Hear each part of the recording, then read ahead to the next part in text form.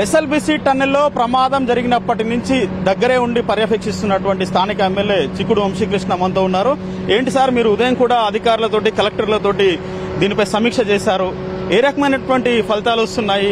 ఇప్పటివరకు rescue team ఎలా పనిచేస్తుందంటారు? ఈరోజు 12వ రోజు. అయితే ఇంప్రూవ్మెంట్ ఏమిటంటే ఫస్ట్లో 11.5 కిలోమీటర్స్ వరకే లోకోమోటివ్ ట్రైన్ అవుతుందో అది పోగలిగేది. బట్ ఇప్పుడు 13.2 కిలోమీటర్స్ అంటే 0.3 కిలోమీటర్స్ అంటే 300 మీటర్స్ వరకే పోలేకపోతుంది.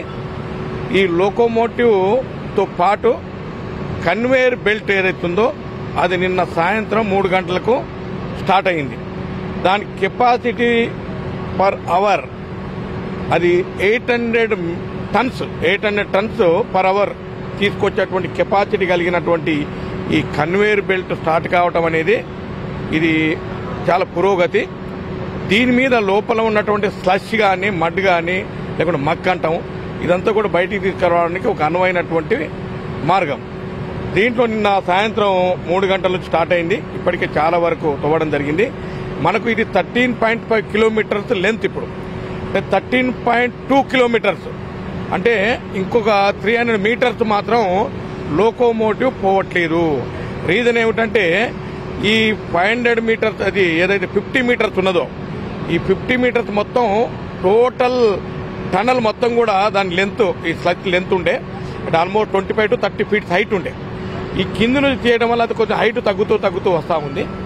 ఇప్పుడు అంటే ఆల్మోస్ట్ ఒక 3 మీటర్స్ టు 5 మీటర్స్ వరకు హైట్ ఉంది. దీన్ని స్లోగా తీయడం వల్ల అది కిందికి వచ్చే అవకాశం ఉంది. But it will take another 48 hours or 72 hours. అంటే టన్నెల్లో మరోమారు ప్రమాదం జరిగే అవకాశాలు కూడా లేకపోలేదు. ఇప్పటికే టన్నెల్కి సంబంధించినటువంటి బేస్మెంట్స్ అన్ని కూడా క్రాక్స్ వచ్చాయని చెప్పి చెప్తున్నారు. నీరు కూడా ఊట వస్తుంది.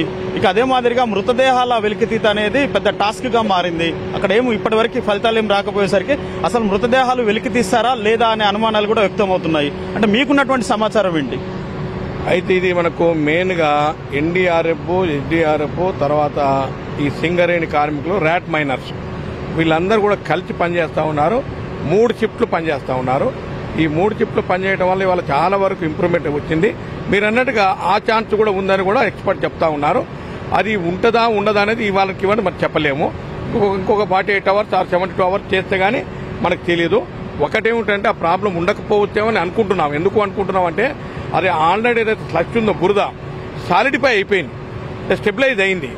మనం ఇంకొక 300 మీటర్స్ ఉంది కదా, ఇంకొక 150-200 మీటర్స్ మనం పోగలిగితే అది ఇంకా లోపల ఏమన్నా మనకి ఇది సాలిడిఫై ఉండి దాని వెనక ఇంకేమైనా వాటర్ ఉండి ఏమైనా సడన్ గా గషింగ్ వస్తుందా లేదా అనేది ఇప్పటికిప్పుడు చెప్పలేనటువంటి ప్రశ్న. 100% ఉండదు అని అనుకుంటా ఉన్నారు. నేను చెప్పడం కాదు, ఇక్కడ ఉన్న ఎక్స్పర్ట్స్ ఏదైతే 13 డిపార్ట్మెంట్లు పనిచేస్తా ఉన్నాయి వాళ్ళు చెప్పే మాట ఏమిటంటే వాళ్ళు స్టెబిలైజ్ అయిపోయింది ఈ స్లచ్ ఏదైతుందో, తర్వాత సాలిడిఫై అయిపోయింది కాబట్టి ఉండకపోవచ్చు అనే ఆలోచనతోటి ఇవాళ ముందుకు పోతా ఉన్నారు.